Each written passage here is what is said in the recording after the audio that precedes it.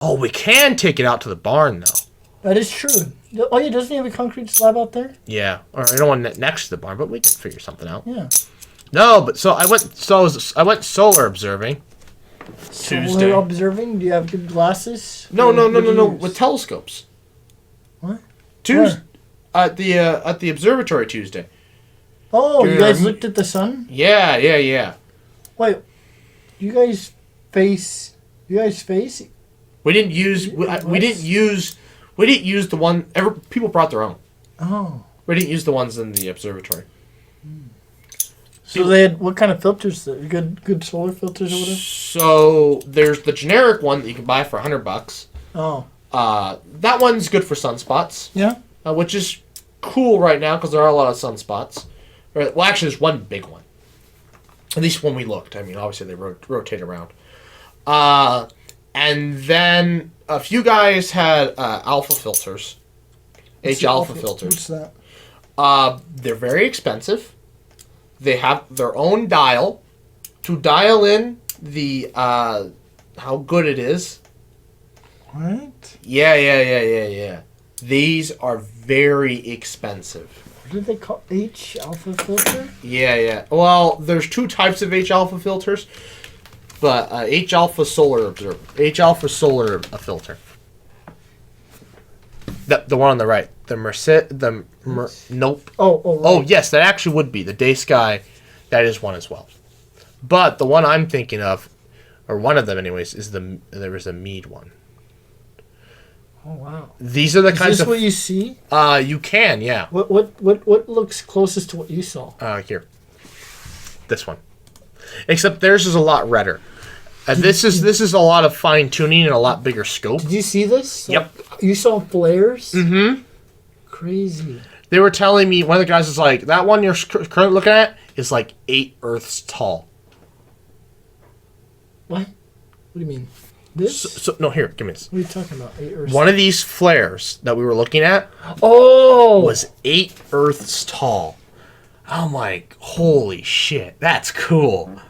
You know, just think about it, I'm like, oh my god, that's huge. What the hell? Is this how red it got? Yeah, that's actually what it looked like, yeah. What? And you saw sunspots too? With the regular, yeah.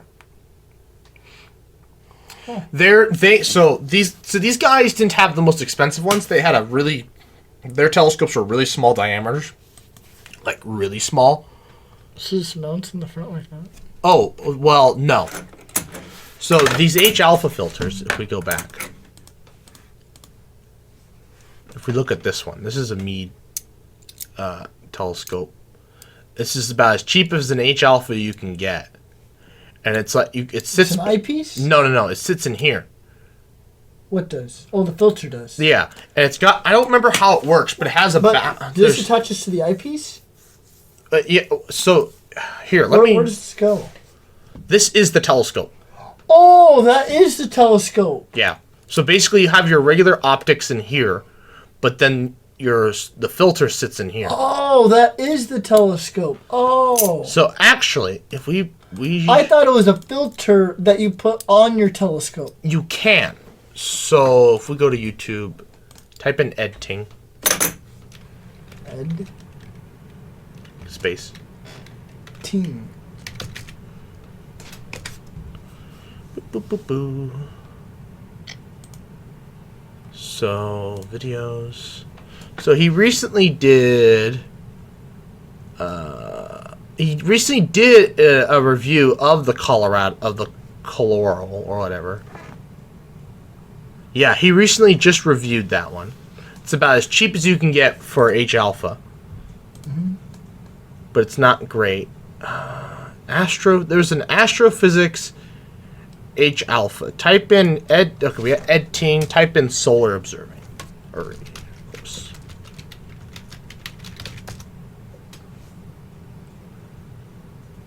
The Lunt Solar Telescope review. Yes, this one.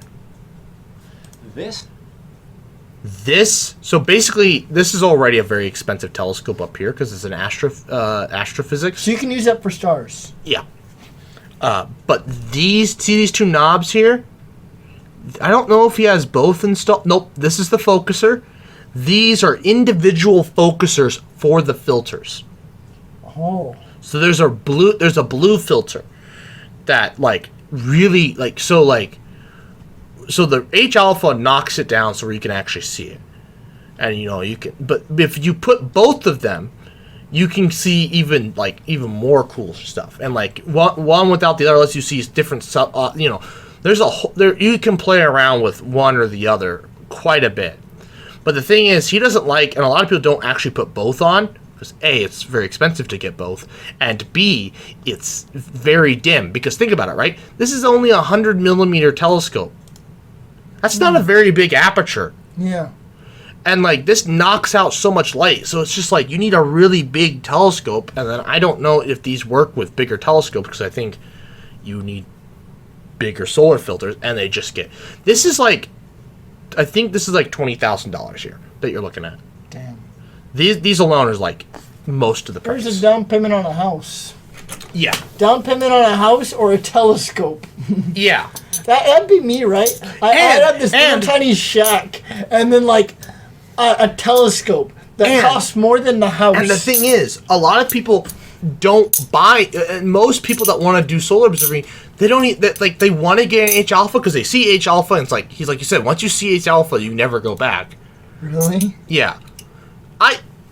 I mean, I thought it was pretty cool, and it was yeah, but I don't know, the regular is good enough, especially since it's $100 versus thousands of dollars. Can the regular one attach to our telescopes? Yeah. Yeah, I've actually... I didn't know if it has a certain model that it only works for, or if it's just a film that... No, let me show you. Oh, this is YouTube. I don't want YouTube. I want Amazon. Cart. Why do I... Oh, I remember what that was for. Are these all your saves for later? What is this? You have a gun in your save for later? It's not an actual gun. But yes, I do.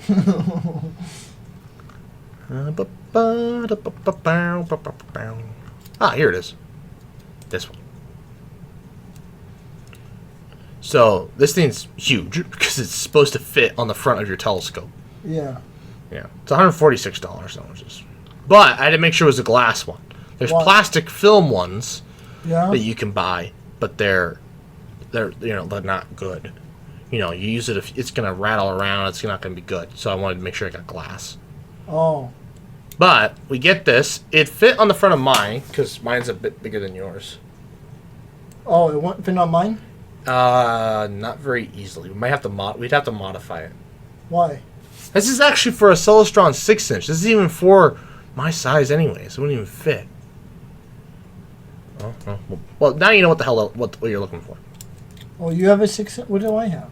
I don't have a 6-inch. I have a 5. Oh, so it's too big for you. Yeah, I'm not even sure why they must have changed this listing because it used to say 5-inch, but whatever. Anyways, yeah, that's what I want. I want to get one of those because that. But a lot of people, they can't justify the price because it's think about think about the telescope you can buy for $16,000 or whatever. Yeah. Think about how big of a telescope you buy. Think about how many objects you can see with it. Thousands of objects. Well, think about it. If you already had a $16,000 telescope, it's why not get another $16,000? But the thing is, you can afford it. It only goes. It's only for one object. Yeah, the sun. And it's like a lot of guys are like, what's the point? Mm-hmm. And actually, I learned something today. So one of my relatives apparently is a big astronomy guy. Oh, really? Apparently, he has his own observatory he built next to it on his house. Who is this? I'd say his name after the podcast. This is a cousin? No, it is my grandfather's brother, his son. One of his sons. Oh, really? One of my grandfather's brothers. He invite you out? One of his sons. So I asked my grandma, I'm like, well, I want to talk to him.